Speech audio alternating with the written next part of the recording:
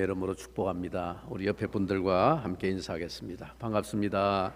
사랑하고 축복합니다. 오늘도 은혜 많이 받으세요. 서로 그렇게 인사하겠습니다.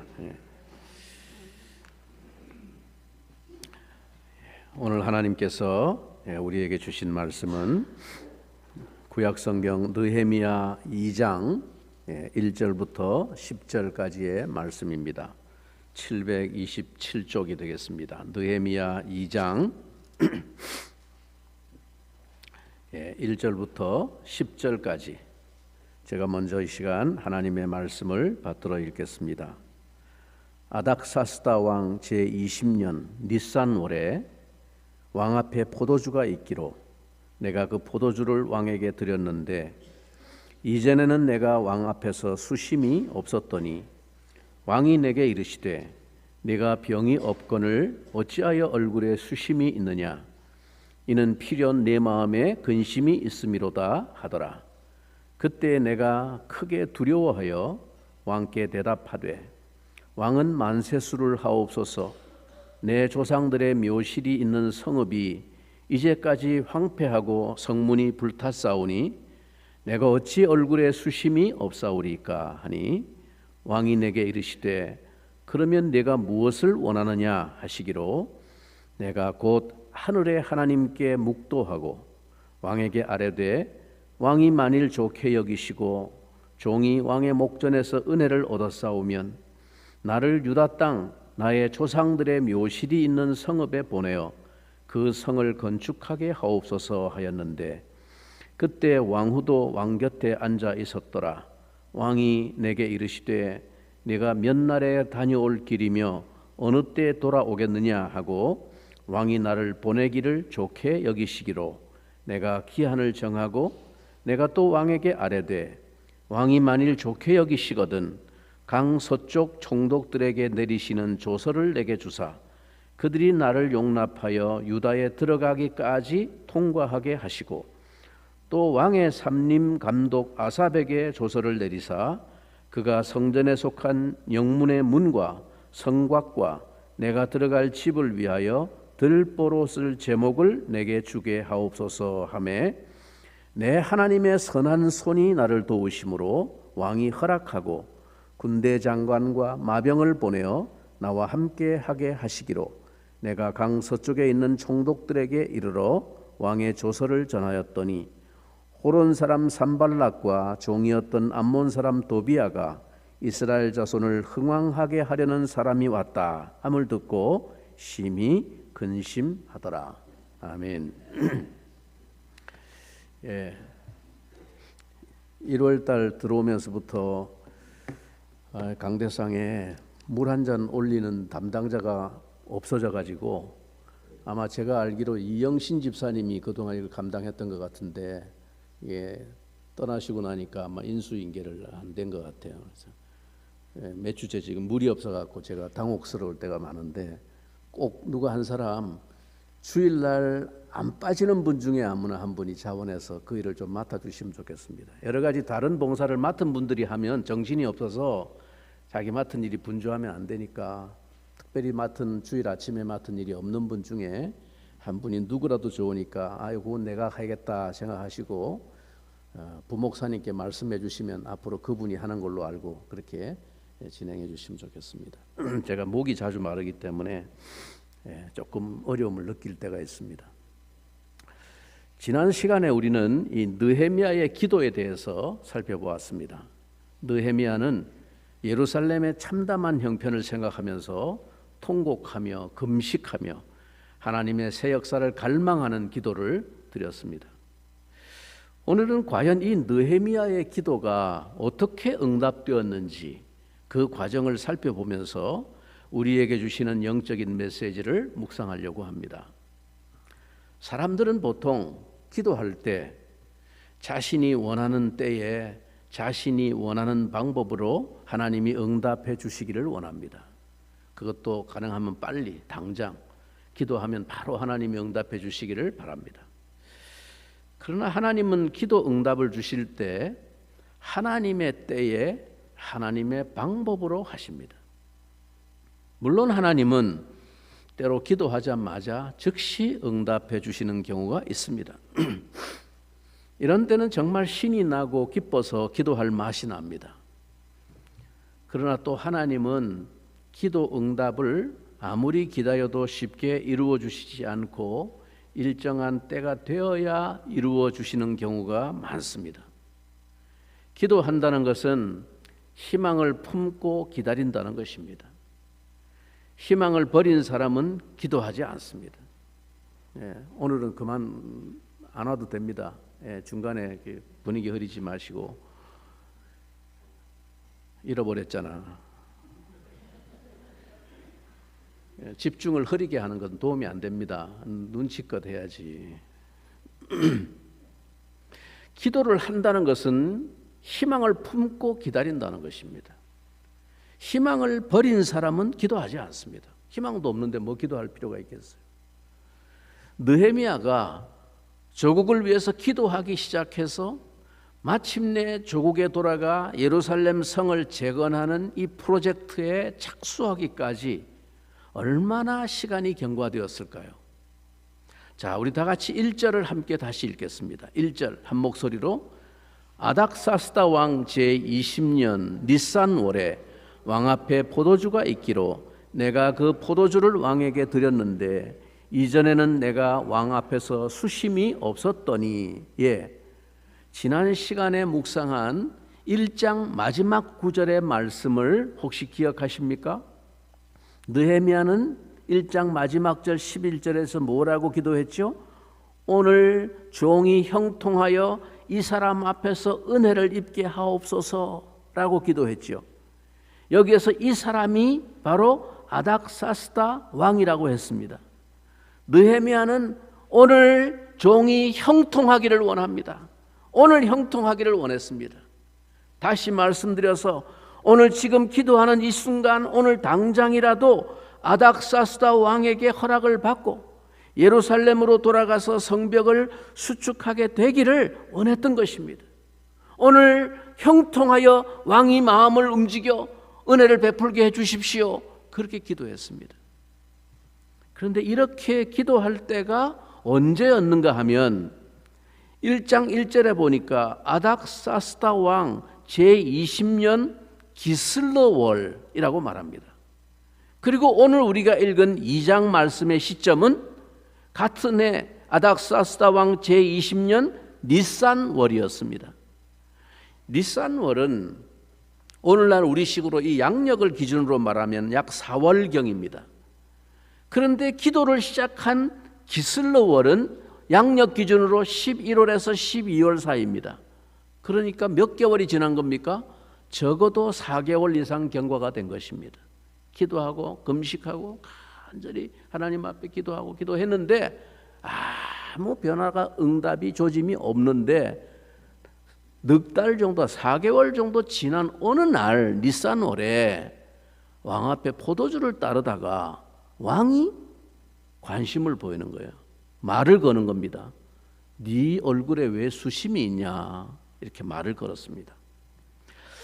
어떤 분들은 4개월이 뭐 그렇게 긴 시간이냐 그 정도는 나도 얼마든지 기다릴 수 있다 그럴지도 모릅니다. 그러나 여러분 이 4개월은 우리가 결과적으로 알게 된 시간입니다. 성경에 기록되어 있으니까 4개월 됐구나 알고 보는 거지만은 만일 하나님께서 언제 허락하실지 기약이 없는 상태로 알지 못하는 상태로 무작정 하나님의 때를 기다려야 한다면 4개월이 아니라 4일도 기다리기가 쉽지 않습니다. 언제 응답이 있을지 모르니까 막막하니까 그것은 사실 믿음이 없으면 할 수 없는 일입니다. 특히 빨리빨리 문화에 익숙해 있는 우리 한국 교인들에게는 이 기다림처럼 힘든 일이 없습니다. 한국 교회 교인들이 일반적으로 가지고 있는 고질병이 하나 있습니다. 그것은 바로 신앙의 조급증이라고 하는 것입니다. 기도하면 당장에 그 기도가 이루어지기를 기대한다는 것입니다. 그러나 우리가 아무리 조급하게 서두른다고 해도 모든 기도는 하나님의 때에 하나님의 방식으로 이루어지는 것입니다. 옛날 우리가 많이 부르던 복음성가 중에 주님의 시간에 In His Time 이라는 찬양이 있습니다. 주님의 시간에, 그죠? 주의 뜻 이루어지리 기다려 하는 찬양입니다. 영어 가사에 보면 In His time, in His time, He makes all things beautiful in His time. 그분의 시간에 그분이 모든 것을 아름답게 만드신다는 것입니다. 그 때를 기다릴 줄 아는 인내가 우리들에게 필요합니다. 믿음이 있는 사람만이 기다릴 줄도 압니다. 역사의 주인이신 하나님의 시간 속에는 무의미한 기다림이 없습니다. 여기에는 다 하나님의 뜻이 있고 이유가 있습니다. 우리는 그것을 믿고 기다릴 수 있어야 합니다. 그것을 믿음이라고 말하는 겁니다. 하나님의 때 카이로스는 인내 가운데 어느 순간, 우리가 알지 못했던 어느 순간에 찾아옵니다. 자, 오늘 본문 1절과 2절을 이어서 다시 한번 같이 읽어봅니다. 1절 2절. 아닥사스다 왕 제20년 니산월에 왕 앞에 포도주가 있기로 내가 그 포도주를 왕에게 드렸는데 이전에는 내가 왕 앞에서 수심이 없었더니 왕이 내게 이르시되 네가 병이 없거늘 어찌하여 얼굴에 수심이 있느냐 이는 필연 내 마음에 근심이 있음이로다 하더라. 그때에 내가 크게 두려워하여. 기도하던 느헤미야에게 어느 날 드디어 결정적인 기회의 순간이 찾아온 것입니다. 2절에 보면 느헤미야의 얼굴에 수심이 있는 것을 보고 왕이 무슨 일이 있느냐고 묻습니다. 드디어 기회가 온 것입니다. 그는 이 순간이 하나님의 카이로스의 때임을 직감했습니다. 기도의 사람은 바로 그 기회를 분별하며 붙잡습니다. 느헤미야는 이 때를 놓치지 않았습니다. 그래서 이어지는 3절 다 같이 왕께 대답하되 왕은 만세수를 하옵소서. 내 조상들의 묘실이 있는 성읍이 이제까지 황폐하고 성문이 불탔사오니 내가 어찌 얼굴에 수심이 없사오리까 하니. 느헤미야가 여느 때처럼 아닥사스다 왕에게 술잔을 바쳤는데 왕은 느헤미야의 어두운 안색을 보고 왜 그런지를 물었습니다. 이 당시에 이때 정황을 고려할 때 지난 수개월 동안 느헤미야는 역시 이날처럼 매일 왕에게 술을 바쳤을 것입니다. 그게 이 사람의 직무니까. 그동안 왕이 느헤미야의 안색을 살피지 않았든지 아니면 느헤미야가 여태까지는 포카페이스를 하면서 아무 문제가 없는 것처럼 밝은 얼굴로 왕 앞에 나아가다가 이날만 미처 어두운 본심을 숨기지 못하고 그냥 술을 바쳤든지 하여간 공교롭게 그날따라 왕이 느헤미야의 안색에 주목했습니다. 이건 고대 당시 제국 사회에서 매우 민감한 문제이기 때문에 그렇습니다. 느헤미야가 안색이 좋지 못한 상태로 왕의 주목을 받게 된 것은 사실 매우 위험한 일입니다.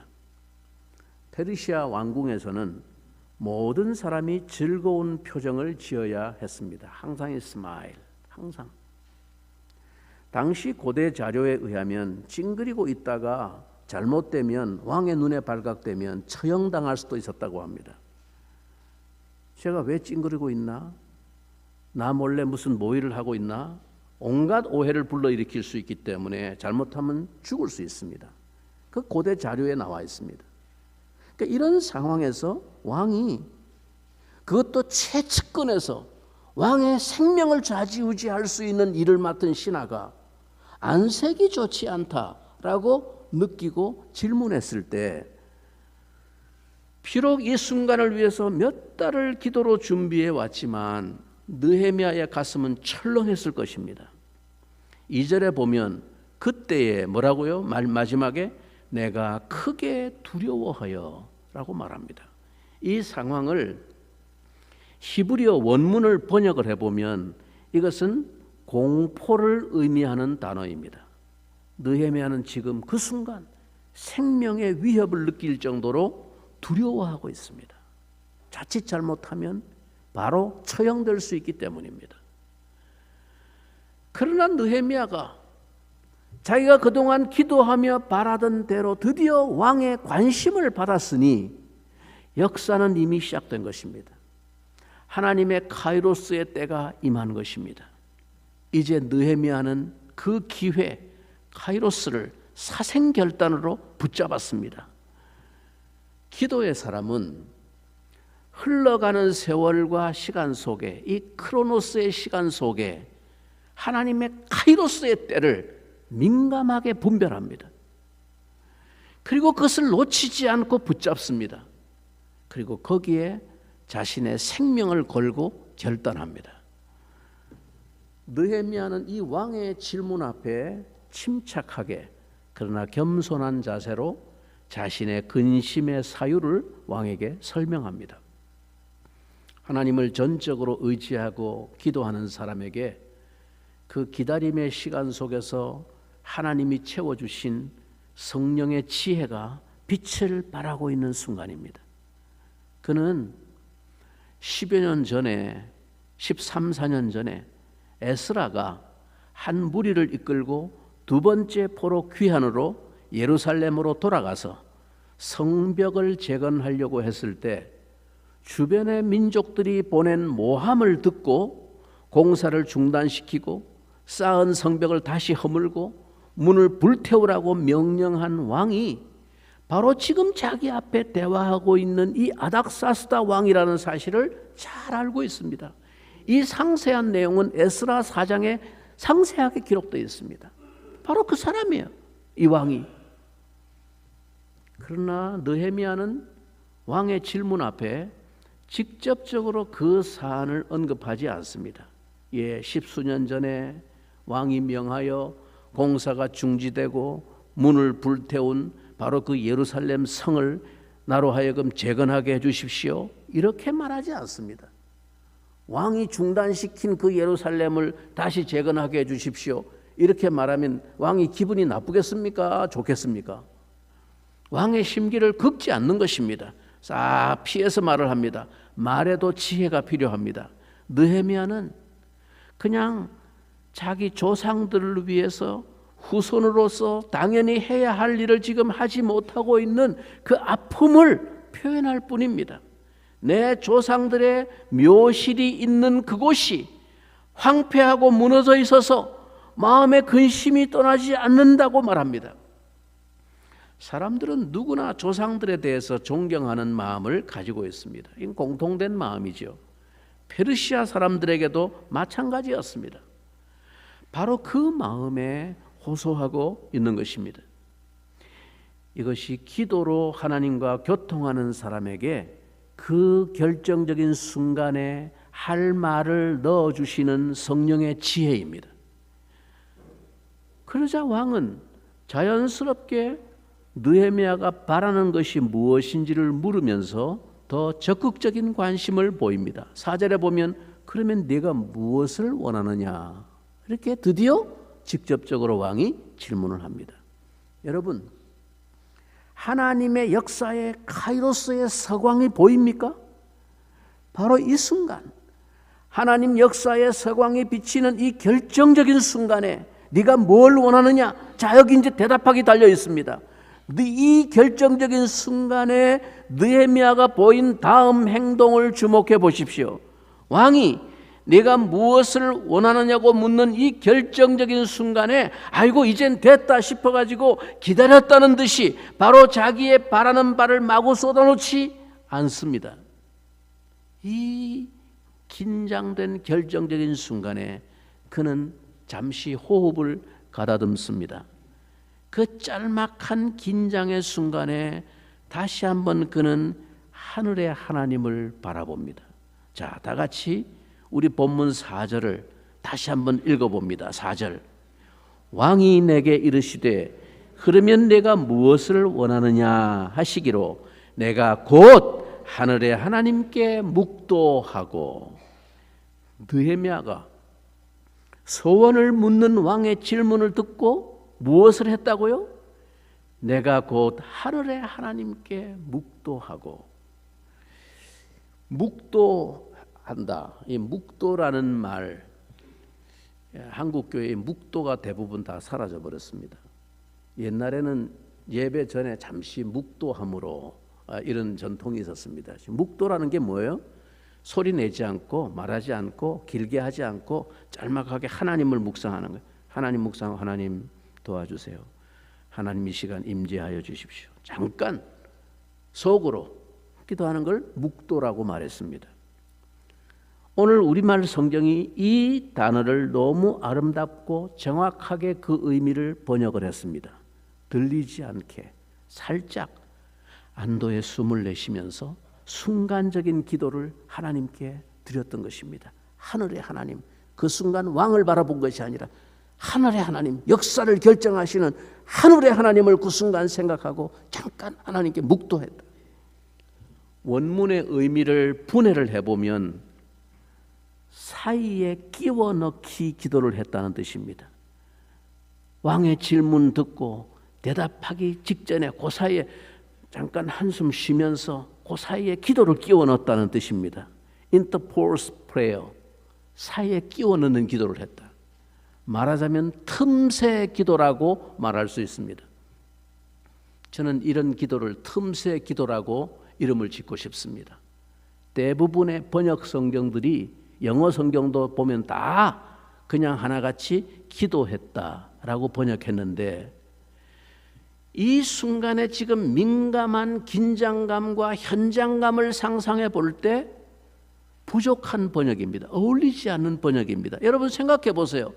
왕이 지금 네가 그러면 내가 뭘 해주길 바라냐, 뭘 원하느냐 하는 아주 절대적인 이 결정적인 순간에 대답을 해야 되는 이 순간에 왕을 기다리게 하고, 아이 왕이여 잠깐만 기다려 주십시오. 내가 뭐 기도부터 먼저 하고 말하겠습니다 하고 하늘의 하나님께 기도하기 시작했다. 이게 말이 맞지가 않죠. 그럴 수가 없는 상황입니다. 눈치채지 못하게 잠깐 숨을 들이키듯이 호흡 사이에 찰나의 기도를 드렸다는 것입니다. 느헤미야의 이 기도는 성경에 기록된 찰나의 기도 중에 가장 아름다운 것이었다라고 한 성경학자는 표현했습니다. 운명이 걸려있는 찰나, 그 결정적인 순간에 그는 다시 한번 누구를 생각하고 의지했다는 겁니까? 곧 하늘의 하나님을 의지했다는 것입니다. 그 결정적인 순간에 그는 하나님을 기억했습니다. 그게 중요한 거예요. 말을 얼마나 길게 했냐가 중요한 게 아니고, 그가 지금 이 결정적인 순간에 이 역사를 결정짓는 천지의 주제이신 하늘의 하나님, 주권자이신 하나님께 의지하고 왕에게 대답을 했다는 것이죠. 4개월 전에 자기가 기도한 그대로 이 사람 앞에서 은혜를 입게 해달라고 했던 그 기도에 마침내 하나님이 응답하셔서 오늘 이 왕의 마음이 자기에게 호의를 베풀게 하신 것에 감사하면서 이 결정적인 순간에 왕에게 어떻게 대답을 할까? 바라는 게 뭐냐라고 물을 때 내가 뭐라고 대답을 할까? 왕에게 바라는 바를 정확히 잘 말할 수 있는 지혜와 용기를 달라고 그 짧은 순간 묵도하며 기도했을 것입니다. 고대 우리 교부 시대로부터 우리 신앙의 선배들이 경건의 훈련을 하면서 영성 훈련을 하면서 해왔던 전통적인 기도 가운데 하나가 숨기도라는 것이 있습니다. 그야말로 잠깐 숨을 쉬며 기도하는 것입니다. 일상 속에서 물론 뭐 시간 정해놓고 길게 하는 기도도 있지만 그냥 매일 어떤 일상을 행하는 가운데 잠깐 어떤 결정적인 순간에 숨을 쉬면서 주님 도와주십시오. 주님 이 순간 지혜를 주십시오. 잠깐 기도하고 숨을 쉬는 주님 도와주십시오. 주님 지혜를 주십시오. 이런 숨을 쉬는 한 텀에 기도를 올리는 그걸 숨기도 훈련이라고 했습니다. 틈새 기도라는 이름으로도 어울린다고 생각합니다. 숨 한 번 쉬는 틈새에 주님 도와주세요. 주님 이 순간 지혜를 주세요. 짤막하게. 저는 여러분들이 평소에 이 기도를 습관화하시기를 권하고 싶습니다. 오늘 본문에는 묵도라고 번역되어 있는데 메시지 성경은 이를 praying under my breath 라고 표현합니다. 숨을 쉬듯이 작은 목소리로 잠깐 동안 기도하는 것을 말하죠. 굳이 무릎을 꿇거나 눈을 감지 않아도 됩니다. 상대방이 보고 있는데 눈 감고 기도할 필요도 없어요. 크게 소리를 내지 않아도 좋습니다. 숨을 그냥 쉬듯이 그렇게 잠깐이라도 하나님을 의지하면 됩니다. 그 순간 내가 무엇보다 하나님을 기억한다는 것, 하나님을 의지한다는 믿음입니다. 특별히 어떤 결정적인 일을 앞두고 하나님의 도우심을 간구하는 이와 같은 짧은 찰나의 기도는 놀라운 능력의 원천이 되는 것입니다. 직장 상사의 부름을 받고 그 질문에 내가 뭘 대답을 하는 상황이었다고 가정할 때 주님 지혜를 주십시오. 배우자의 짜증스러운 말에 대꾸하기 전에 성질을 쏟아내기 전에 숨을 쉬면서 주님 지혜를 주십시오. 자녀들을 야단치기 전에 숨을 멈추고 주님 지혜를 주십시오.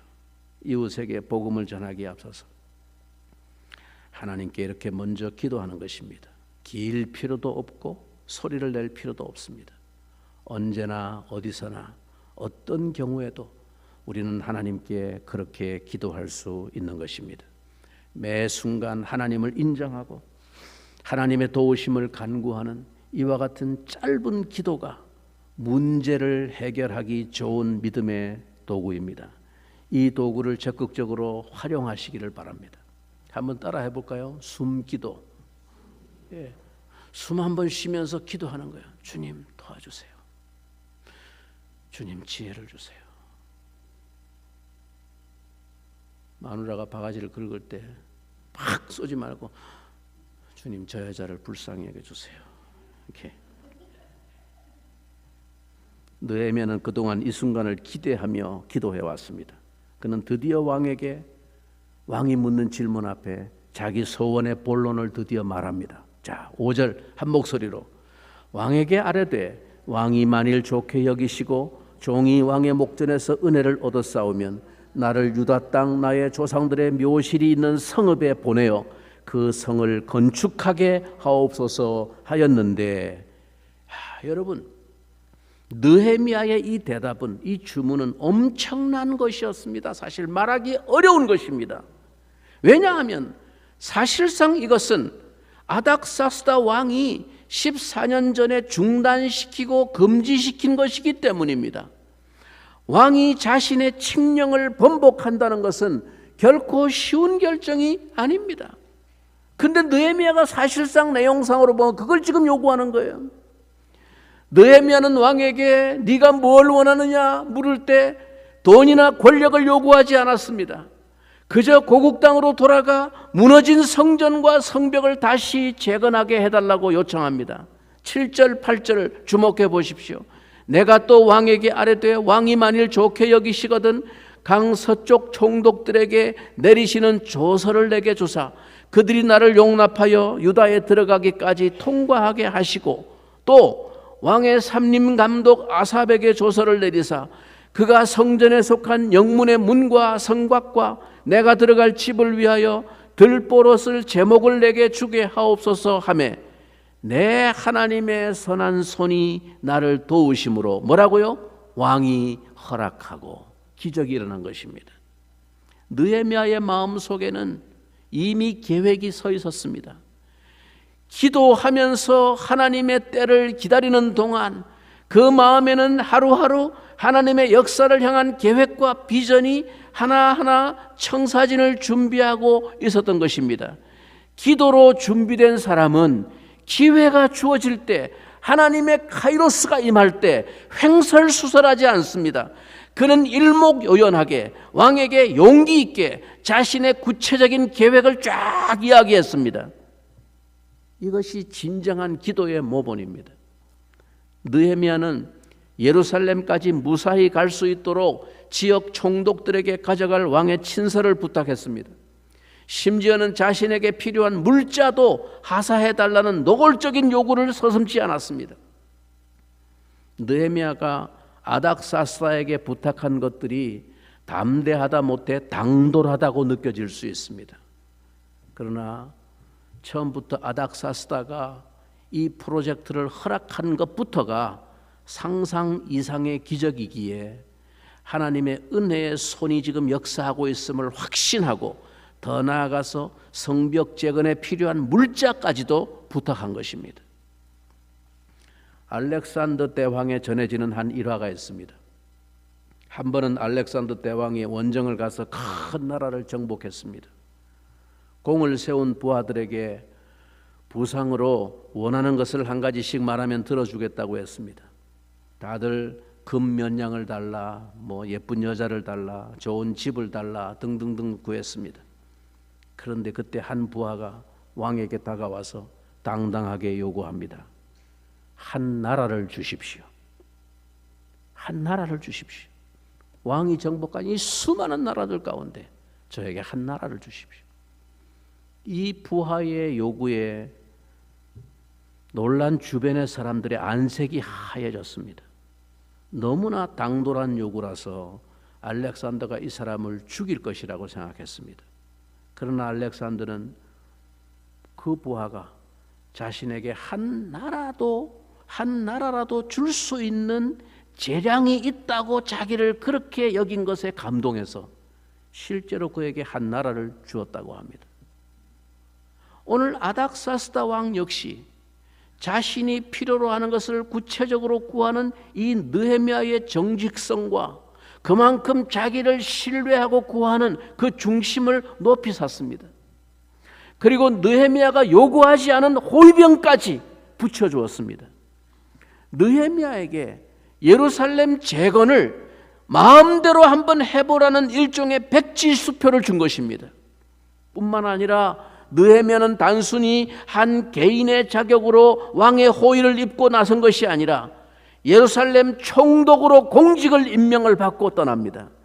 이러한 왕의 파격적인 호의와 배려는 평소에 느헤미야가 얼마나 진심으로 왕을 대하며 섬겼는지를 잘 보여줍니다.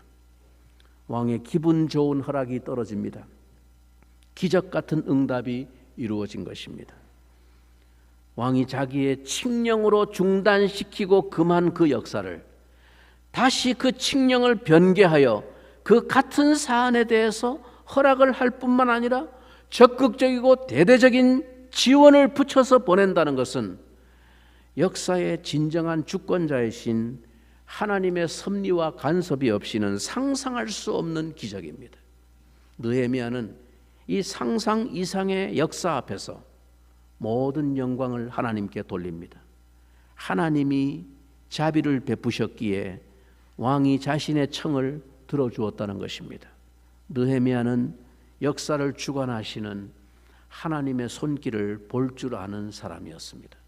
여러분, 이것이 믿음입니다. 바로 이 대목에서 느헤미야의 위대한 믿음의 모습이 드러납니다. 그가 도무지 불가능할 것 같았던 왕의 허락을 받아낼 수 있었던 것은 내 하나님의 선한 손이 나를 도우셨기 때문이라고 그가 증언하고 있습니다. 그가 오랫동안 잘 참고 기다렸기 때문이라든가, 그가 지혜롭게 말을 잘했기 때문이라든가, 그가 열심히 기도했기 때문이라든가, 또는 그가 철저하게 구체적으로 계획을 잘 세웠기 때문이라고 말하지 않습니다. 오직 하나님의 선한 손이 나를 도와주셨기 때문이라고 말합니다. 그것은 오직 하나님의 은혜라는 것입니다. 여러분, 이것이 진짜 믿음입니다. 느헤미야가 왕의 허락과 그 후원의 약속을 받아낸 것은 이제 시작에 불과합니다.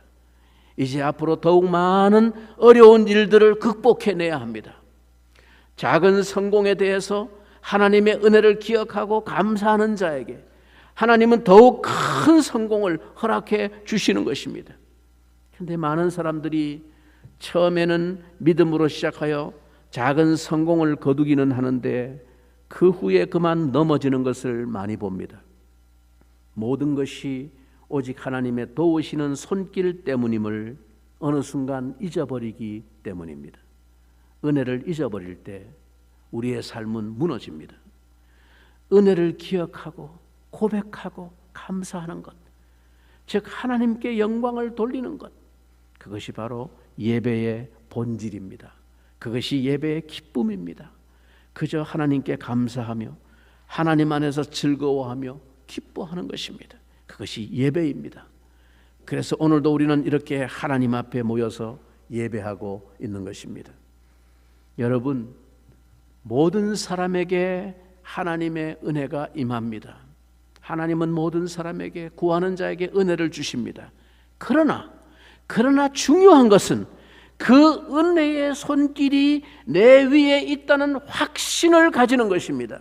내 하나님의 선한 손이 나를 도우심으로, 느헤미야는 하나님의 선한 손이 자신을 돕고 있다는 것을 확신했습니다. 그래서 그는 어쩌면 좀 과하다 싶을 정도로 담대하게 필요를 왕에게 요청합니다. 하나님의 도우시는 손이 지금 내 위에 있구나. 그거를 확신했기 때문에 담대하게 요청을 하는 겁니다. 벌목도 하게 해주십시오. 다 통과하게 해주십시오. 여러분, 그리고 그 요청은 거침없이 허락이 되었습니다. 하나님의 손이 그 위에 역사하고 계시기 때문입니다. 오늘 우리에게 믿음이 있습니까? 그러나 무엇보다 우리에게 필요한 것이 있습니다. 그것은 바로 하나님의 은혜의 손길이 내 머리 위에 있다는 확신입니다. 이 확신이 여러분에게도 있기를 축원합니다. 이 시간 우리 모두 두 눈을 감고 가슴에 손을 얹고 하나님께 기도하십시다. 오늘 느헤미야를 통해서 우리에게 주신 말씀의 교훈을 우리의 삶에 구체적으로 어떻게 적용할 수 있을지 하나님의 도우심을 간구하면서 함께 기도하겠습니다. 상한 갈대를 꺾지 않으시고 꺼져가는 등불을 끄지 않으시는 하나님을 우리가 믿습니다.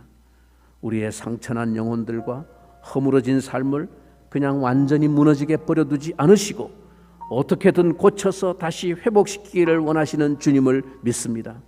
회복시키고 새 역사를 이루시는 하나님을 갈망하면서 믿음의 기도로 부르짖게 해 주시옵소서. 우리 다 같이 한번 동서로 기도하겠습니다.